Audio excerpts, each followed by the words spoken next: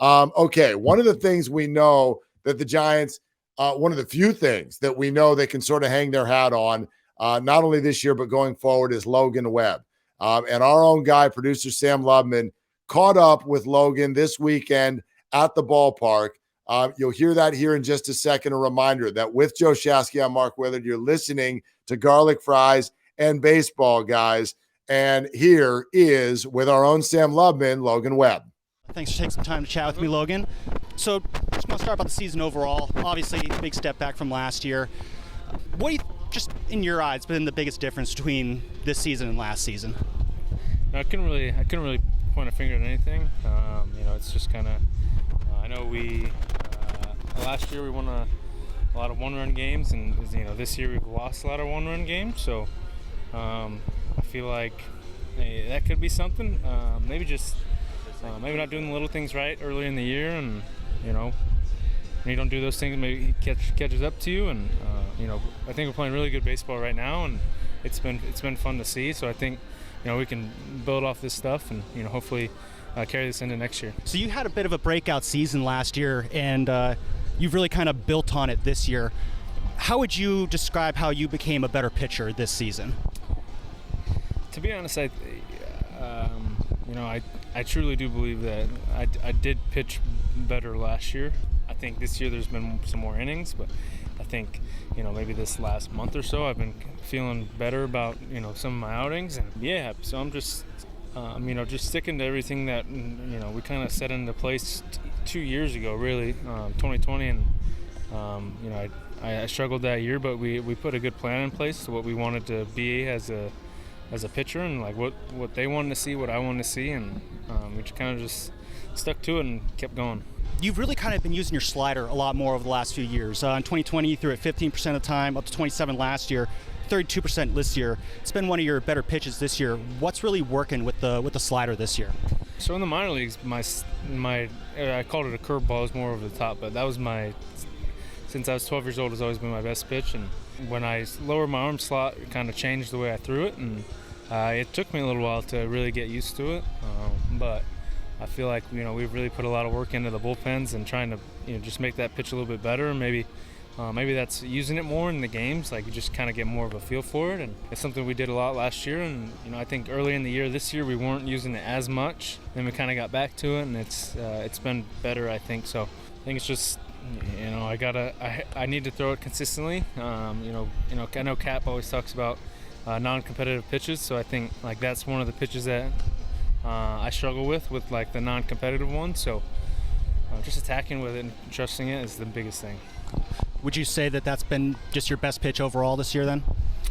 Yeah, either that or I feel like my sinker's been a pretty good pitch this year. I feel like the shapes have been really good, and I always got my changeup whenever I need to throw it. But I think if we use all the pitches in the right way, I think that's more important than just how nasty one pitch is, if that makes sense. So just like the usages and being able to mix it all up is the most important thing. You've also been going away through from your fastball last few years too. What's the reason for that? Yeah, it's just kind of the way the game has been called. I think sometimes because it's my off speed is kind of my best two pitches, they just call it a little bit more, and especially get guys on base. But I feel like the last couple outings we've been trying to incorporate the fastball more like last year. Last year I threw it a little bit more than this year, and I think the results have been better the last couple outings throwing the fastball more. So last year you were throwing to Posey and Casale. This year you got Joey Bart and Austin Wins behind the plate. What's been that transition like, going from those two last year to these two this year? I think no matter where you go, it's always a transition. Different guys catch you different ways. They might see something different than the other guy saw. Those guys have been awesome this year. Joey's one of the hardest workers I know, and Winnie's awesome, man. He really works his butt off to know exactly what we want to do on the mound, and it's been fun to throw to both of them. It might be hard to go from a guy like Buster, but I think these guys have done a fantastic job this year. So it's been fun to watch, and hopefully we can just keep building on it. Me and Joey are the same age, so we're gonna keep doing this thing together. So the fact that you guys are the same age, does that make it easier, or is that just a coincidence you guys are the same age and it's working out? It's just more of just a coincidence. I definitely think we have a relationship like off the field too, so it's like we've been friends for a couple years now, so that always helps. I think even when I first came up with Buster, it was hard for him because he didn't know me, didn't know how I pitched, and I think that's why towards the end it was really, really good. So it's the same with Kurt. Kurt's I feel like everywhere he goes, he does a very good job of working with the pitchers. I know he's doing a great job in Seattle right now, and even when all the guys that played for the Reds before were like, dude, you're gonna love this guy, and I loved him. I miss all those guys. But sorry, I went a little off your question, but yeah, I think me and Joey being the same age and kind of both coming up through this system, it's important to have that chemistry and that friendship almost off the field too that you can use. How long ago did you meet Joey? I assume you met him at some point when you guys crossed paths in the system, or? It was the year he got drafted. I was in instructs with him, so I don't know, what was that, 18? He got drafted, so I got to meet him then, and yeah, we never really played with each other in the minor leagues, but whenever we were in spring training or anything like that, he was always we always talked a ton, and so it's been 2018 was our year. No, it's really cool that you've been able to have that guy who you just kind of connect with day one and kind of come up through the system with. So obviously you're a big competitor. I'm sure if you wanted to, you could go out, throw 9 innings every day, get over 200 innings. I know that was a goal for you. That's not really going to happen, though, unfortunately. When the coaching staff's kind of explain, does coaching staff do a good job kind of explaining, hey, this is why we're kind of limit your innings right now down the stretch? Are they good at kind of explaining those plans to you? Does it make sense to you? What are those conversations like? They're probably one of the best at talking to guys and explaining why we're doing certain things. And we had a ton of conversations, and I think it's for everybody's best interest to kind of maybe limit me a little bit, so that obviously I'd love to get to 200, but I want to get to 200 for as long as I can. So maybe limiting for 1 year after a big jump is maybe the most important thing. Does your arm feel good right now, though? Yeah, I feel good. Good to know. So you and Rodon have been a pair of co-aces atop the rotation this year. Back when Lincecum and Kane were here, they'd always talk about how, Timmy goes out and has a good day. Now Matt has to go out and have a good day, too, to kind of compete with Timmy in that sense. Bumgarner eventually kind of got in that, too. When Carlos goes out and has a great outing, do you kind of feel like, oh, no, I got to go out and kind of top that? And does he kind of have that same kind of competitive mentality where you guys are pushing each other across starts to kind of one-up each other? A little bit. I feel like we've had close to the same amount of wins throughout the year, so he'll get a win. He was ahead of me for a little bit, and then right now I'm ahead of him by 1, so we were competing a little bit about that. But he always just goes back to he has way more strikeouts than me, which is very true.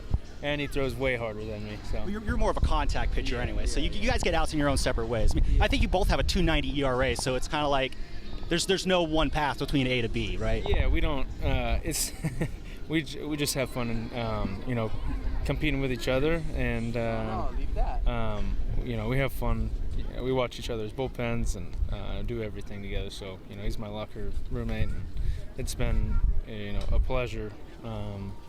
Working with him, so I really do hope he comes back next year. Yeah, no, it'd be great to see you guys top this rotation next year. It's been a lot of fun this year. So I've talked to a few other guys, and I asked them a lot of the same questions. A question I ask is, who are the leaders in the clubhouse? So a lot of the usual suspects come up: Crawford, Bell, Longo, Yaz has popped up.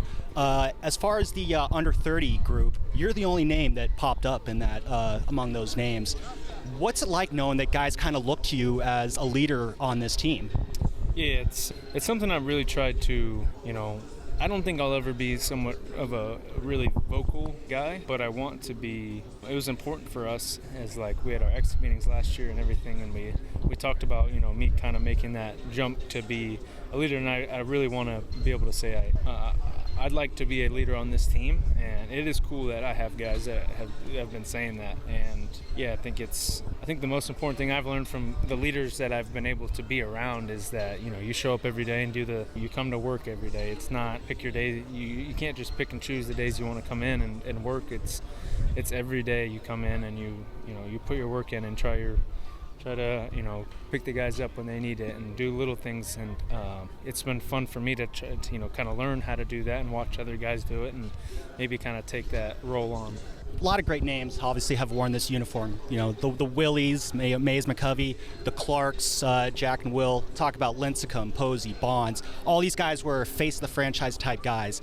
When I look at you pitch, when I look at you dominate on the mound, I see a guy who I think could possibly be kind of the next guy in that line. Do you see yourself as kind of like a potential face of the franchise here for this team? I know that might be a lot, but that's just what I see when I see you pitch. I think it takes a lot of years takes a lot of consistent years to be able to say, you're I guess face of a franchise. So I got a long ways to go, but it's something I do look forward to trying to do that, and hopefully someday be able to put my name as one of those guys. I think that's everyone's goal.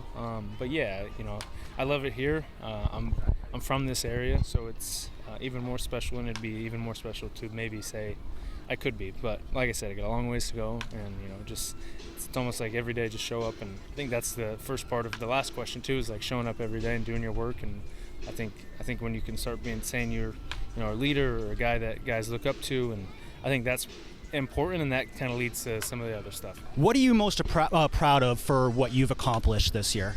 I would say being able to make all my starts, and being able to say every 5 days I can take the ball and go out there and throw as many innings as I can.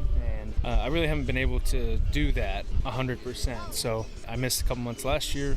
I feel like every year I've kind of missed a little bit of time, and being able to say I made all my starts is probably the thing I'm most proud about. It's like now I know I can do it, so it's like building on that. Do you have a nickname at all? Just Webby. They call me Webby. So one of the guys I worked with last year, Ryan Covey, he did the night show. He doesn't work at the station anymore. He called you Legend Webb last year because every time you took the mound, the legend was growing. What do you think of that as a nickname? Was that the shirt, the Logan Legend? Or something? Logan Legend, yeah. I don't know if it was Logan Legend. He usually just said, we got Legend Webb on the mound tonight. So I don't know. What do you think of that name?